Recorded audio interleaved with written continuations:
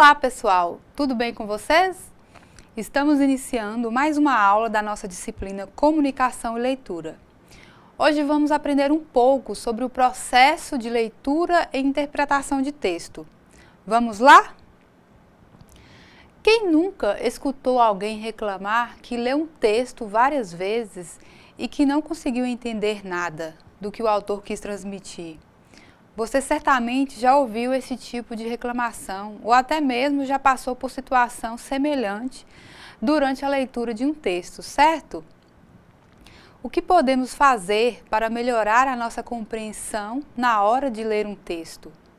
Antes disso, vamos discutir o que é exatamente o ato de ler. Diferentemente do que alguns acreditam, o ato de ler não se resume simplesmente em passar os olhos sobre o texto, nem mesmo oralizar um texto escrito. Ou seja, o ato de ler não se resume no processo mecânico de memorização das letras. Não é um ato tão simples assim. É um processo bastante complexo de compreensão e interpretação do mundo que está à nossa volta.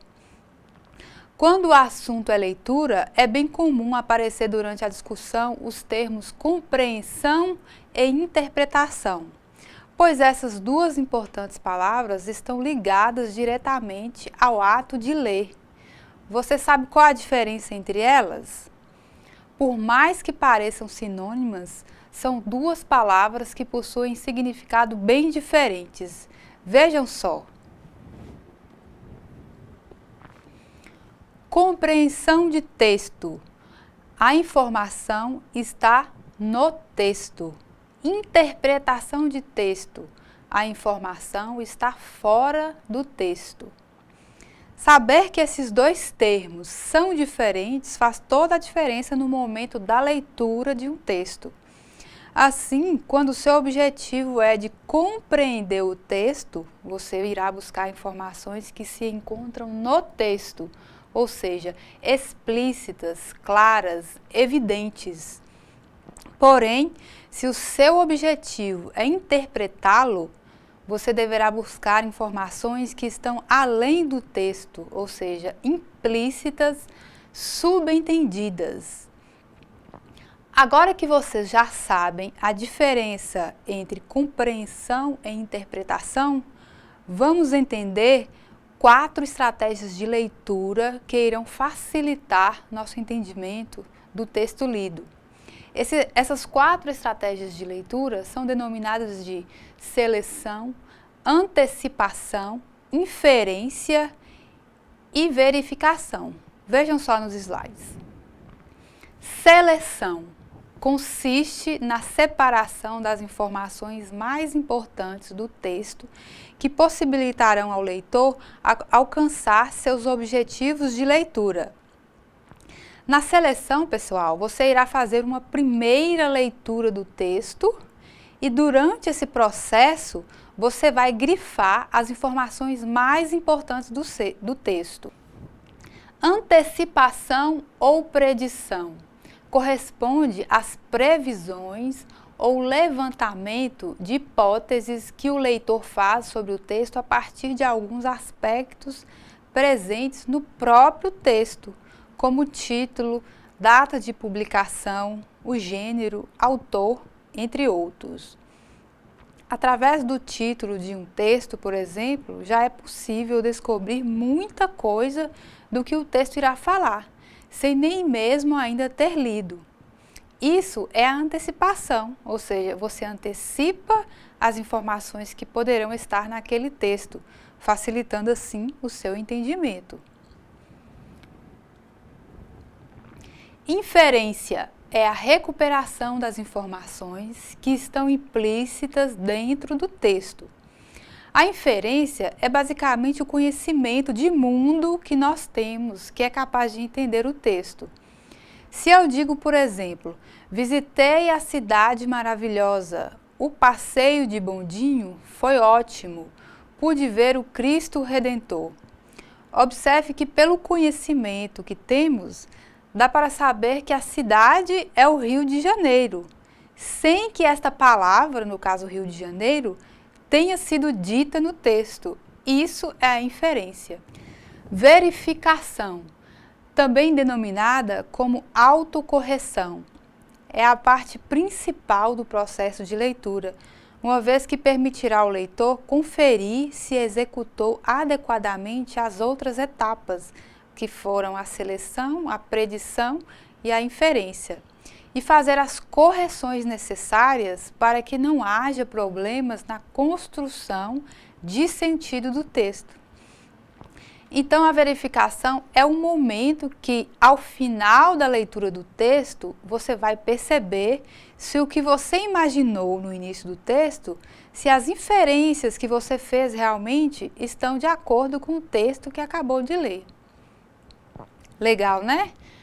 Agora que já sabemos como funciona o processo de leitura, vamos estudar o processo da escrita.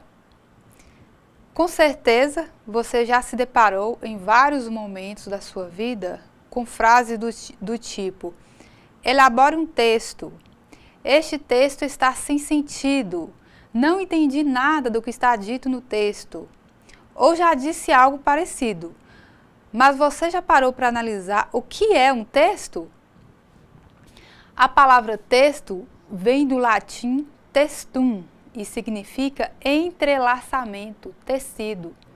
Portanto, um texto se constitui como um entrelaçamento de ideias, um todo de significado e não um aglomerado de frases soltas e isoladas. As frases precisam estar interligadas dentro de um contexto para que façam sentido, ou seja, as frases ganham um significado exato dentro do contexto em que estão inseridas, já que fora dele podem assumir sentidos diferentes, diversos. Ao pegarmos na escola uma lista de materiais escolares, podemos dizer que essa lista trata-se de um texto, pois apresenta uma situação comunicativa real.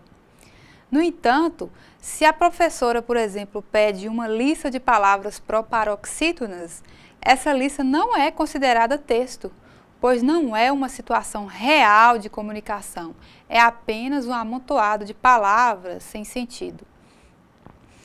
Podemos afirmar que um grito de fogo é um texto? Claro que sim. Dependendo do contexto em que foi usado, esse termo pode transmitir uma mensagem em que todos compreendam e saiam correndo, pois entenderão que o ambiente está pegando fogo. Quando um texto apresenta um entrelaçamento lógico, damos o nome de textualidade. A textualidade é um conjunto de características que fazem com que um texto seja considerado como tal, e não como um amontoado de palavras e frases. Então, vamos ver agora dois elementos que são essenciais para a textualidade de qualquer produção escrita. Coesão é a união entre as partes de um todo. Está relacionado à parte física ou à estrutura do texto. Então, quando você vai analisar a coesão em um texto, para verificar se está um texto coeso, você observa-o fisicamente. Sabemos que um texto é um conjunto de parágrafos formado por um conjunto de frases, um conjunto de orações e de períodos. Então, os elementos conectivos que irão ligar os termos no texto é que deve ser analisado para percebermos se ele foi utilizado adequadamente. Ou seja, os termos estão bem ligados? Eu tenho um termo relacionado ao outro? Estão unidos? Então, isso é a coesão. A coesão divide-se em coesão referencial, que ocorre quando utilizamos alguns termos para substituir outros. Exemplo: o aluno se classificou, torcíamos por ele, já que o mesmo se esforçou bastante. Observe nesse exemplo que os termos sublinhados fazem referência ao termo aluno. Então, esses termos servem para tornar o texto coeso, evitando assim a repetição de um mesmo termo na frase. Imagine se essa frase fosse assim: o aluno se classificou. Torcíamos pelo aluno, já que o aluno se esforçou bastante. Não ficaria estranho devido à repetição? Por isso, devemos utilizar outros termos para que o texto fique coeso. Temos também a coesão sequencial, que ocorre quando utilizamos os conectivos adequados para ligar as frases ou as orações. Olha o exemplo. Ela estava prestes a desistir, onde recebeu a notícia de uma promoção. Pessoal, observe que o conectivo sublinhado onde foi utilizado incorretamente, provocando assim uma ideia errada do que realmente se queria dizer. Como a palavra onde dá a ideia de lugar, entende-se na frase que alguém estava prestes a desistir, mesmo que tenha recebido uma promoção. Ficaria correto se substituíssemos o termo onde por quando. Observe, ele estava prestes a desistir quando recebeu a notícia de uma promoção. Nesse caso, entende-se que ele pensava em desistir, mas recebeu a promoção, então poderá voltar atrás na sua decisão. Perceberam como a utilização incorreta de um termo ou conectivo pode mudar o sentido da frase? Vamos analisar agora a coerência. A coerência é a relação lógica entre as ideias do texto. Está relacionado ao sentido ou às ideias do texto. Olha o exemplo. As crianças estão morrendo de fome por causa da riqueza do país. Vou à praia hoje porque está nevando bastante. Observe que as frases acima são contraditórias, não apresentam informações claras, por isso são incoerentes.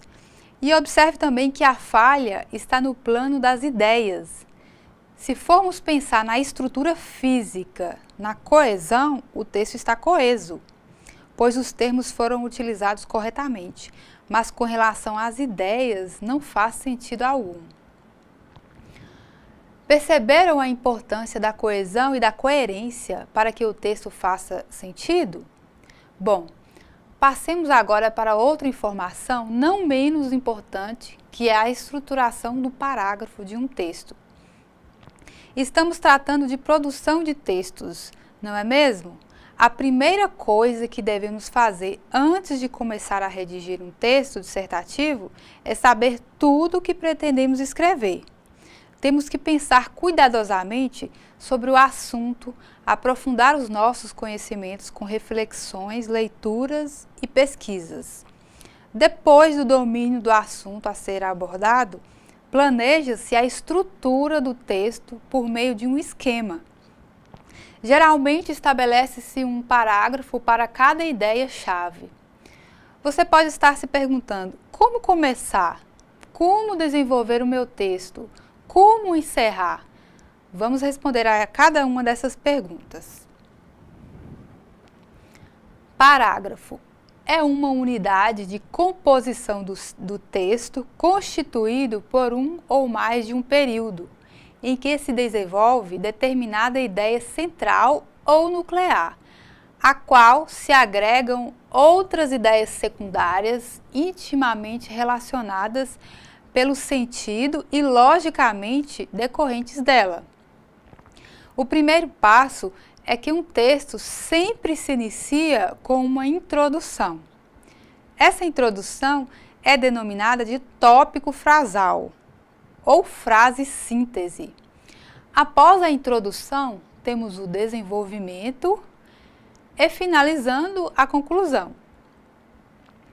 Então, pessoal, é importante que vocês entendam que o parágrafo ele tem o tópico frasal, que é a ideia principal.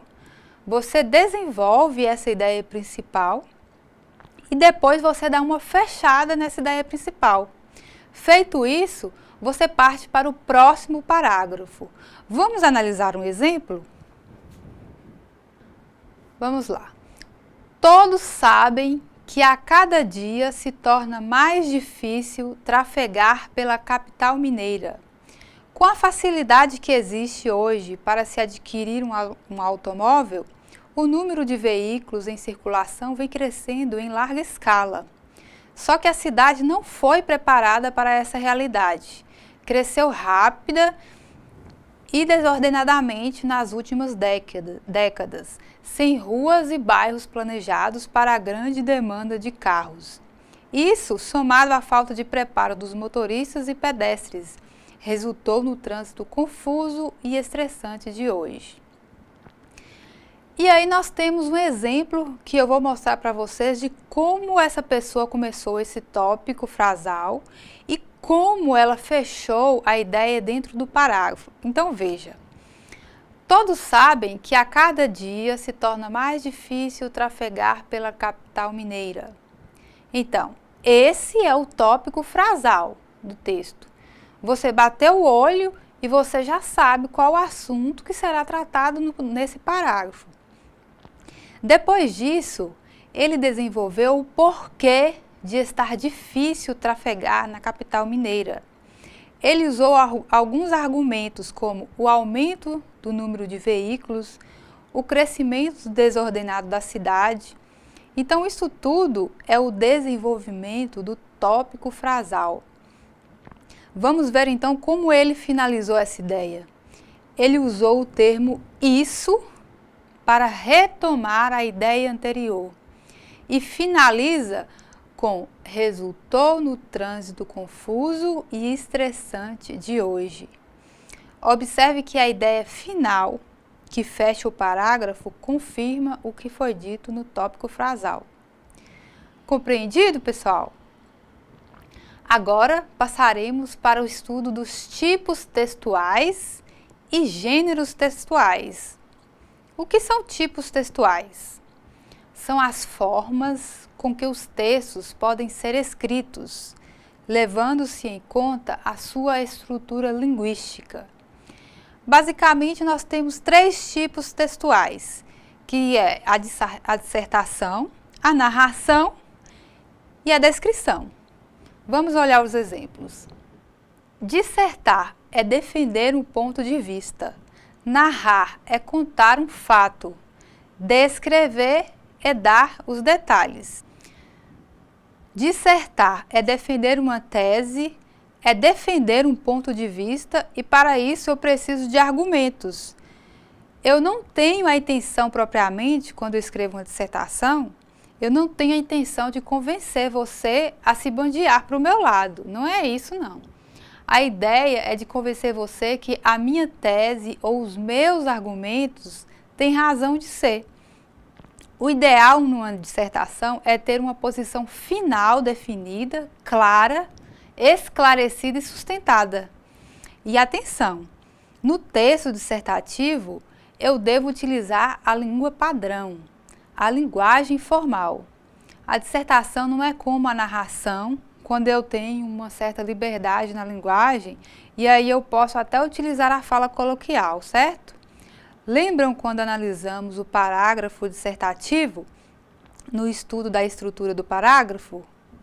Então, ele é um exemplo claro de texto dissertativo. Narrar é contar um fato, e para que haja uma narração, é preciso que haja esse fato, esse episódio. É preciso que haja personagens, a interação entre esses personagens, um enredo, ou seja, aquilo que vai ser o foco da história. Descrever. Os textos descritivos têm por objetivo descrever coisas, pessoas ou situações. Pessoal, além dos 3 tipos textuais citados acima, dissertação, a narração e a descrição, esses 3 eles são os mais comuns, mas ainda existem 2 tipos de textos que é importante que vocês saibam também. Esses tipos são a exposição e a injunção. Exposição é apresentar informações e injunção é dar instrução.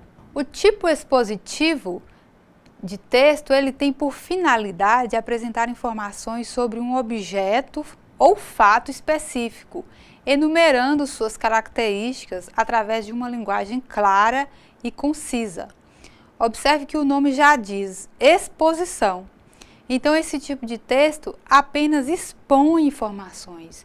Ele não procura defender uma ideia como na dissertação.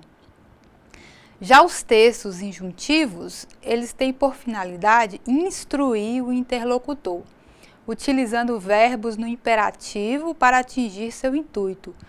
Para fixar mais essas 5 definições de tipos textuais, vamos analisar os exemplos.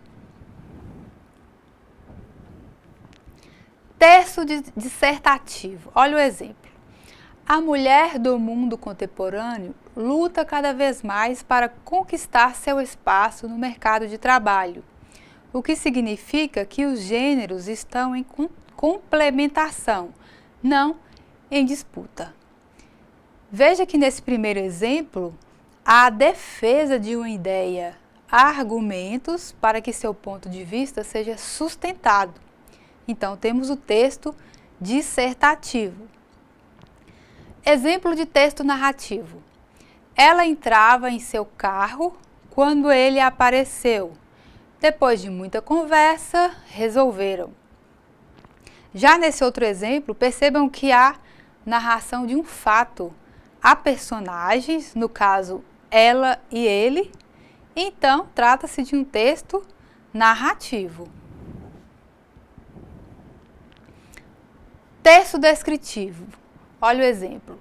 Tinha os cabelos mais negros como a asa da graúna. Nesse exemplo, pessoal, apesar de curto, dá para identificarmos que há uma descrição. Descreve-se os cabelos que são negros e que parecem com os cabelos da asa da graúna.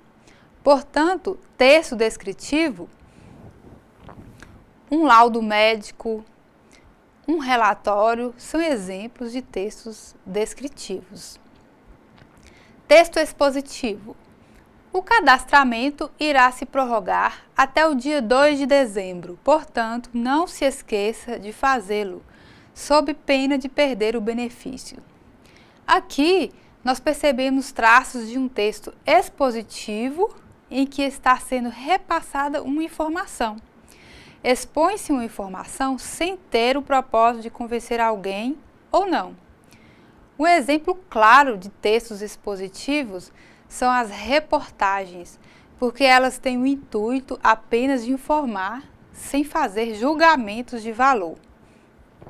E por último, o texto injuntivo. Olha o exemplo. Misture todos os ingredientes e bata no liquidificador, até criar uma massa homogênea. Observe que esse último exemplo é característica do texto instrucional, dar instruções. Então, vê-se o passo a passo explicativo de uma receita de culinária.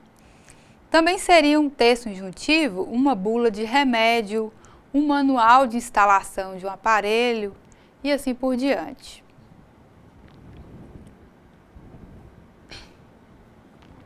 Vamos passar agora para os gêneros textuais. Gêneros textuais é todo tipo de texto que tem uma função na sociedade, ou seja, ele possui uma função social. Os gêneros textuais, eles vão surgindo de acordo com as necessidades e atividades socioculturais e nas relações com as inovações tecnológicas. Sendo assim, com a evolução do homem, mais e mais gêneros textuais surgem. As atividades comunicativas diárias fazem com que ocorra uma explosão de gêneros e novas formas de comunicação. Quer seja na oralidade, quer na escrita, vejamos alguns exemplos de gêneros textuais.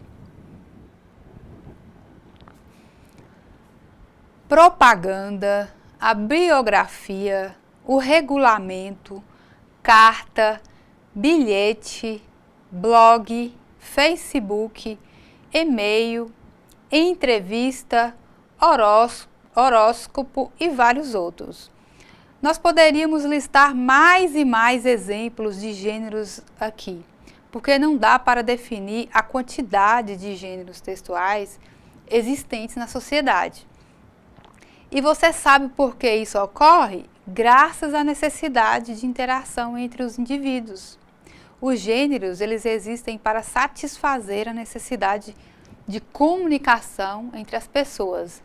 Se é assim, eles podem desaparecer de acordo com a época e dependendo da necessidade da humanidade no momento.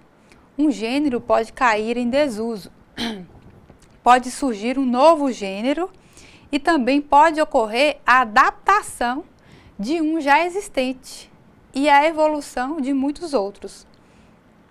Observe, por exemplo, que a carta, em outro tempo, ela foi muito útil e muito utilizada entre as pessoas, mas hoje ela praticamente está em desuso. Ela foi substituída pelo gênero textual, o e-mail, e tantos outros recursos que fazem a função dela, mensagens em geral. Lembram que eu disse que os gêneros eles exercem uma função na sociedade? Então, vamos analisar alguns gêneros e perceber a função ou a finalidade que eles possuem no meio social.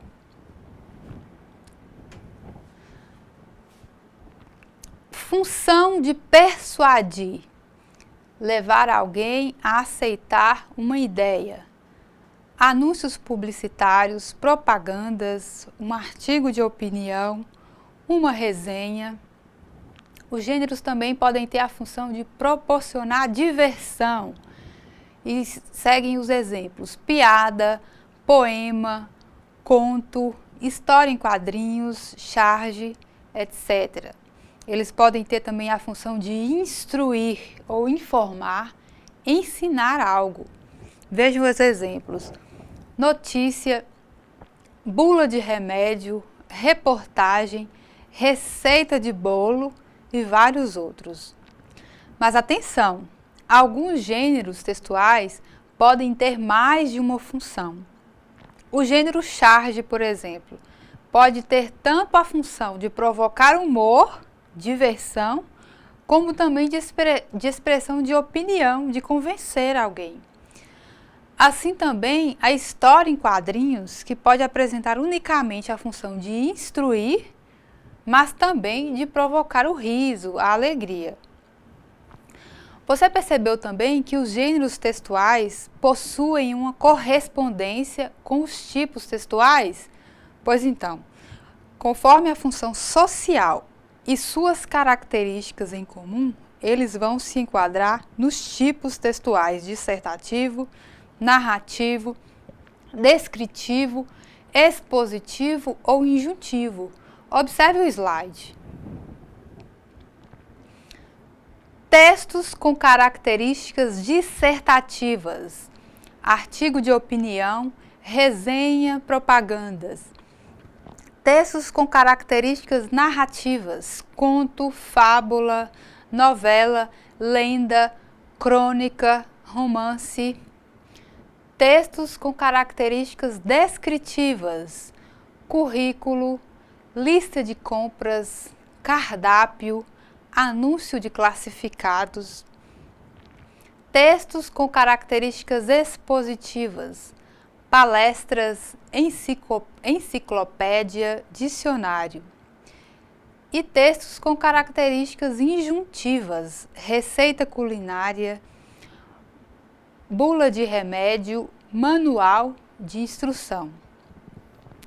Após termos visto tudo o que é necessário para lermos adequadamente e escrevermos adequadamente, e agora também que vocês já sabem o que são tipos textuais e gêneros textuais, vamos então estudar alguns gêneros textuais, ou seja, alguns exemplos de textos que são importantes para a vida profissional.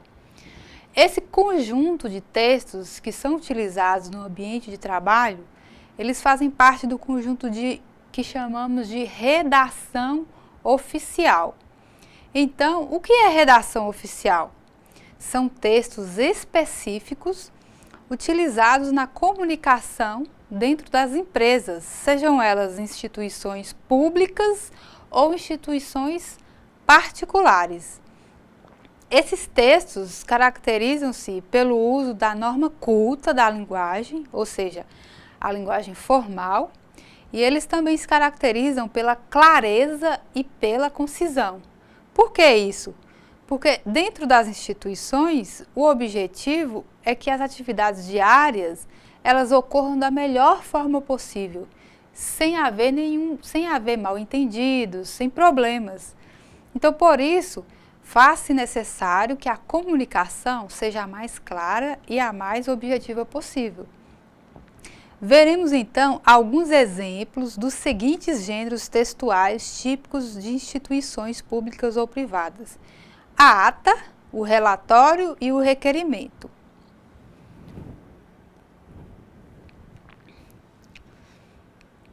Ata. Quando participamos de reuniões de serviço, de clubes, de entidades de classe ou de qualquer outra instituição, é norma fazer-se o registro de tudo que foi abordado, dos pareceres, opiniões, sugestões, decisões. O documento que faz esse registro é a ata. Isso é muito importante para uma empresa, porque nada do que acontece ou se decide dentro de uma instituição pode ser tratado só na conversa. Tudo precisa ser resguardado e, por isso, faz-se necessário o registro. Observem o exemplo. A ata precisa ter todos esses elementos como mostrado nesse modelo: a data, a hora, o local e a descrição dos objetivos e, ao final, deve ter a assinatura dos participantes. Relatório. É um documento em que se pode registrar as atividades desenvolvidas em uma instituição, relatar um fato ocorrido e registrar a execução de serviços. É um texto com características descritivas, pois relata fatos e ocorrências. Esse exemplo descreve o aproveitamento obtido pelos alunos de uma escola após um período de atividades. Vejam só. Aspecto socioemocional.